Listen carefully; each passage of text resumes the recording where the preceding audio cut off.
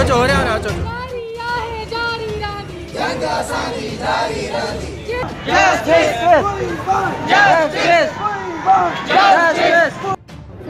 संसुजागी forum division अगवा अदा ही जेके मामला मसइला आहिनि समाजी बुरायूं आहिनि सॼी स्टेट दहशतगर्दी बणिजी चुकी आहे हिन गुलामाबाद जे शहादत खां अॻु में उमेर रबाब सां असांखे मेड़ में वाक़ियो थियो जंहिंजा 3 माण्हू शहीद कया विया जवाबपुर ॻोठ में हाणे वाक़ियो थियो आहे जंहिंमें 17 माण्हू शहीद कया विया आहिनि पुलिस उते कोई एक्शन कोन खणण लाइ तयारु आहे लॻे थो त इन्हनि खे का पुश्त पनाही या कंहिं ताक़तवर धुर जो हथु आहे समाज इख़लाक़ी तौरु समाजी तौरु टुटी चुको आहे उनजो हिकिड़ो आख़िरी ऐं हतमी जेको आहे त उमुल मसइलनि जी माउ आहे क़ौमी ग़ुलामी उनजो को हल आहे क़ौमी आज़ादी जेसिताईं इहे माण्हू इहे बिरादरी इहे फ़र्द क़ौमी सोच सां सहमत नथा थियनि उन सां कठो नथा थियनि सभिनी मसइलनि जो हल उते ई आहे त असीं नओं मुआशिरो जोड़ियूं नओं को जहान जोड़ियूं नई का सिंध जोड़ियूं जेका अमन वारी सिंध त अॻे ई हुई पर हिन सिंध खे जनम बणायो वियो आहे तंहिंजे करे असां घुर था कयूं जेको बहाना खनि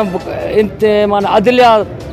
थोरो घणो सिंधी माण्हुनि जो तहफ़ुज़ करे थी उनखे रुके था कयूं त हिन ग़रीबनि खे हिन मज़लूमनि खे हिन सहारा बेसहारा ऐं नियाणी खे तहफ़ुज़ ॾिनो वञे महिरबानी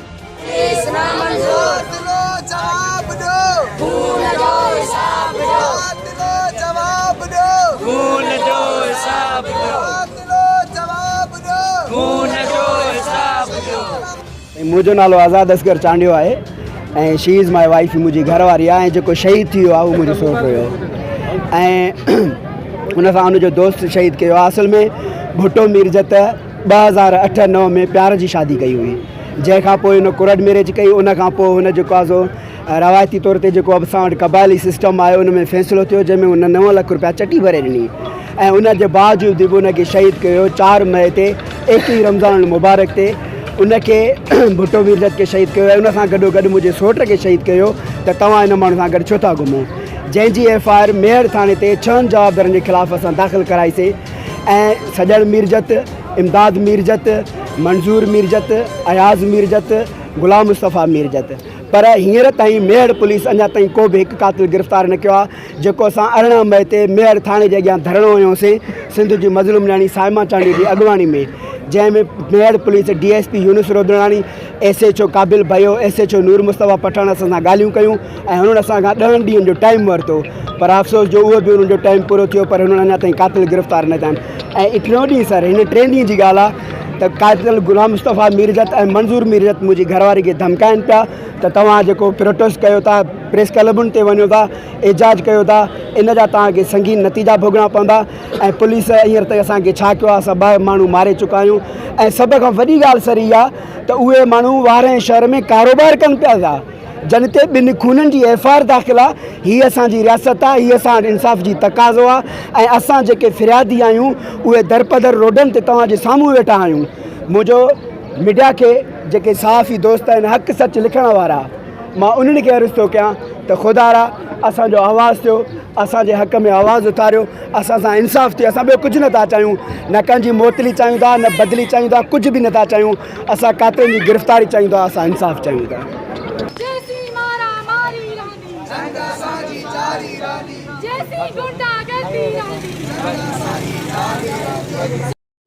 कंहिंजा कातिल असांजे छा थो थिए छो गिरफ़्तार छा कारण आहे अदा तक़रीबन 1.5 महीनो अॻु में मेड़ भरिसां काज़ी अरब शहर में मुंहिंजे चाचे शहीद गुलाम अब्बास चांडियो ऐं हुनजे दोस्त भुट्टो मीरजत खे बग़ैर कंहिं गुनाह जे विच शहर में गोलियूं हणी शहीद कयो वियो मां मेड़ खां उते मेड़ में एहतजाजूं करे थाणनि अॻियां पाण खे ज़ंजीरूं ॿधी मुख़्तलिफ़ प्रेस क्लबनि ते वञी अॼु मां मजबूर थी कराची प्रेस क्लब मेड़ खां आई आहियां सिर्फ़ु ऐं सिर्फ़ु पंहिंजे चाचे जी कातिलनि जी गिरफ़्तारी लाइ पुलिस हिन महिल ताईं असांजे केस खे चालान बि नाहे कयो हालांकि केस खे 1.5 महीनो गुज़री चुको आहे पुलिस छा जवाबु ॾियण ऐं उन जांच में 1.5 महीनो गुज़री वियो आहे हालांकि कातिल एट द स्पॉट मौजूदु हुया असां वटि गवाह हर शइ मौजूदु आहे पर अफ़सोस जी ॻाल्हि इहा आहे त पुलिस हुननि में हथु नथी विझे अच्छा कंहिंसां छा मुतालबो कंदो अदाउर थी आई आहियां मां chief justice of Pakistan prime minister of Pakistan वज़ीर आला सिंध IG सिंध DIG सिंध मां सभिनी खे इहा ई अपील कंदमि त मुंहिंजे शहीद चाचे गुलाम अब्बास चांडियो ऐं हुनजे दोस्त भुट्टो मीरजत जे क़ातिलनि खे गिरफ़्तार करे मूं मज़लूम न्याणी सां इंसाफ़ कयो वञे। अॼु जो एहतजाज अॼु जो नाहे, हिन एहतजाज खे बि हाणे ॾींहं महीना गुज़री चुका आहिनि ऐं इंसाफ़ नाले किथे बि का चुरपुर शुरू नाहे थी। ऐं हीअ असांजी भेण, हीअ असांजी धीअ जेका पंहिंजे शहर मेहर जे घिटियुनि प्रेस क्लब तां एहतजाज कंदी सिंध जे वॾनि शहीदनि साईं GM सैयद जी मज़ार ऐं ॿियनि शहीदनि जे मज़ारुनि ते दाहूं ॾींदी। ऐं अॼु असांजी इन कराची शहर जी प्रेस क्लब वाॾो पहुती आहे। असीं उन्हनि जा मेज़बान आहियूं छो त असां 7 ॾींहं अॻु हिते मरण घड़ीअ ताईं बुख हड़ताल ते वेठल आहियूं। जेके असांजा दोस्त बहरिया धरणे जा असीर गिरफ़्तार आहिनि, असीं उन्हनि जी आज़ादी लाइ वेठा आहियूं, पर असीं सम्झूं था त इहे समूरा मसइला, भले किथे सियासी गिरफ़्तारियूं हुजनि, भले किथे ज़ाती झगड़ा हुजनि, उहे समूरा कनेक्टेड आहिनि असांजे सॼे क़ौमी वजूद सां ऐं उन सॼे सरिश्ते सां जंहिंमें असां 73 सालनि खां लुआड़ ॾियूं था, लताड़ ॾियूं था। असांखे पंहिंजनि ज़ाती पंहिंजे घरेलू मसइलनि सां गॾु गॾु पंहिंजे क़ौमी पंहिंजे सिंध जे बका जे मसइलनि ॾांहुं बि तवजो ॾियणो पवंदो। तॾहिं असां हिननि ज़ाती ऐं क़ातिलाननि हमलनि, इहे क़ातिलाना हमला उन्हनि क़ातिलनि पंहिंजे इनफ़रादियत में न आहिनि कया। इहे क़त्ल, इहा बर्बरियत बि उन सॼी चेन जो हिकिड़ो हिसो आहे जेका चेन 73 सालनि खां सिंध खे ईअं ई क़त्ल कंदी, सिंध खे ईअं ई लुटींदी ऐं तशद्दुद बर्बरियत सां सिंध खे पोइ ते धिकण जी कोशिश में आहे। हीउ क़त्ल बि उन ई चेन जो हिकु हिसो आहे। इन जे करे असीं सिंध सभा पारां सम्झूं था त जॾहिं असां गुलाम अब्बास चांडियो जे क़ातिलनि जी घुर कयूं था त असांखे ख़बर हुजणु घुरिजे त उन जा क़ातिल रुॻो मीरजत न आहिनि, उन जा क़ातिल असांजे ज़माने जो उहो ख़ामोश तबिको बि आहे जंहिंजे आॾो ई क़त्ल थिया आहिनि। असांजा ॾोहारी उतां जा ऑफिसर बि आहिनि, जंहिंमें पुलिस त ॾोहारी आहे ई आहे, उहा त कसम खणी ॾोह करण ई निकिरंदी आहे ऐं उनखे त पैसा खपनि था। पोइ उहा रुॻो मेहर जी न, पर सिंध जे कंहिं बि थाणे जी तव्हां पुलिस वटि वञो त तव्हां पैसनि ते माण्हुनि जो खून लोड़ाए सघो था, पैसनि ते माण्हूअ खे हाफ फ्राए, फुल फ्राए या इन खां अलावा जेको बि उन्हनि जो बिज़नेस जे माना तरीक़ा आहिनि उन में हू तव्हांजी सहायता कंदा, बसि पैसा तव्हां जेतिरा वधायो। पर असीं उहे माण्हू जेके पंहिंजो हक़ हलाल असां ज़िंदगी गुज़ारियूं था, असां पंहिंजे वॾनि जे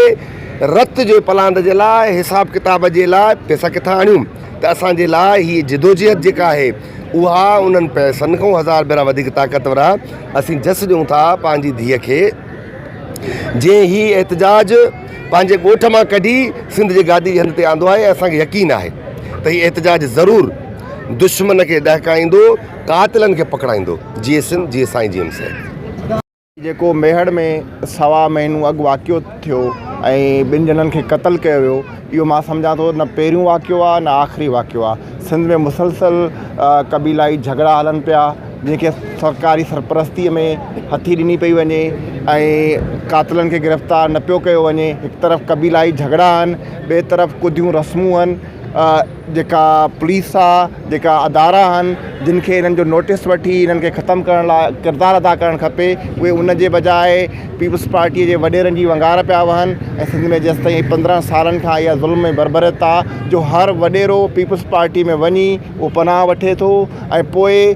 वॾेरो अलॻि सां आहे, मथां पीपल्स पार्टी जो शेल्टर अलॻि आहे। पोइ ॾिसूं था त जेको आहे सो मक़तूल जा वारस उहे दरबदर आहिनि, उन्हनि ते प्रेशर आहे, उन्हनि ते दबाव आहे ऐं जेको क़ातिल आहिनि उहे सरेआम घुमनि फिरनि था। असां सम्झूं था त हीउ पूरो सिस्टम ठाहे छॾियो आहे। हूअं त 70 सालनि खां इहो मसइलो हुयो, पर ख़ासि तरह सां जॾहिं असां पीपल्स पार्टी इन सिंध में वॾेरा शाही नाफ़िज़ कई आहे, न को को एहतजाज थो करे त उनखे अगवा कयो थो वञे, खयों थो वञे, तशद्दुद कयो थो वञे, मारियो थो वञे, गिरफ़्तार बेगुनाह माण्हू तव्हां गिरफ़्तार कयो था, बाक़ी क़ातिलनि खे गिरफ़्तार करण लाइ तयारु न आहियो। आउं इन वाक़े जी मज़म्मत थो कयां ऐं आला इदारनि, अदलिया ऐं ॿियनि खां नोटिस थो वठां त फौरी तौर ते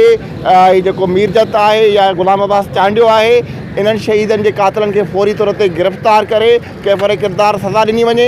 जिथे बेगुनाह माण्हुनि खे तव्हां ॿधो था उते क़त्ल जी FIR में जेके माण्हू नॉमिनेटेड आहिनि उहे सरेआम घुमनि था। असां सम्झूं था त जेकॾहिं हिन मुल्क में तरक़ी आणणी आहे, ख़ुशहाली आणणी आहे, इंसाफ़ आणणो आहे त सभिनी माण्हुनि लाइ, ग़रीबनि ऐं अमीरनि लाइ हिकु कानून हूंदो, तॾहिं ई ख़ुशहाली ऐं तरक़ी थी सघंदी ऐं उन लाइ सभई इदारा पंहिंजो क़ानूनी ऐं आइनी किरदारु अदा कनि ऐं फौरी तौर ते इन्हनि जवाबदारनि खे गिरफ़्तार कयो वञे। महिरबानी।